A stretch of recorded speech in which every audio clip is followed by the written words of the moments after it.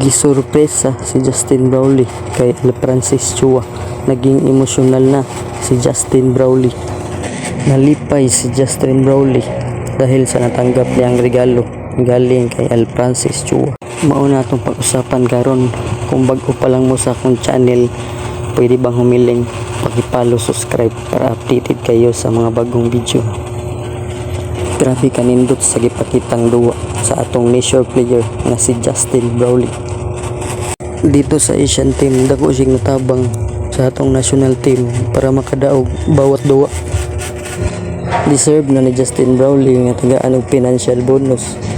Kay dako man siyang natabang sa atong national team para makuha ang gintong medalya sa Asian Game. Kay ito nga ang nagpadaog kontra China. Grabe ka maayo mo duwa, parang ban arrow ng basketball. Digang nihanga ni Brownlee nga mga professional basketball sa iya gipakita nga duwa.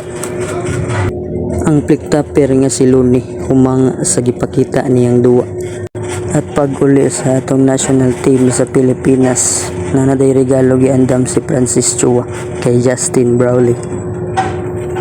Grabe ang gihatag ni L. Francis Chua. Nalipay si Brownlee sa natanggap niyang regalo galing kay L. Francis Chua. Gitagaan na si Justin Brownlee hugaw sa anlat niya sports car. Nagpasalamat si Justin Brownlee. Chua, napakanindot daw ang gihatag ni L. Francis Chua. Baliwala lang daw ni L. Francis Chua na magbigay ng house and lot at sports car. Deserve naman ng isang taong ito. Coach Tingko nagpapasalamat kay Justin Brownlee. Ang dako na daw na itulungan ni sa atong national team dito sa Asian Game. Kung dili tungod ni Justin Brownlee, baka bronze nating nakuha dito sa Asian Game. Nalipay ang mga Pinoy fans sa pagsalubong sa ating national team at nagpapasalamat kay Brownlee ang Pinoy fans. Saba ang kaayo ang pagsalubong sa atong national team. Pinagkaguluhan na si Justin Brownlee sa mga Pinoy.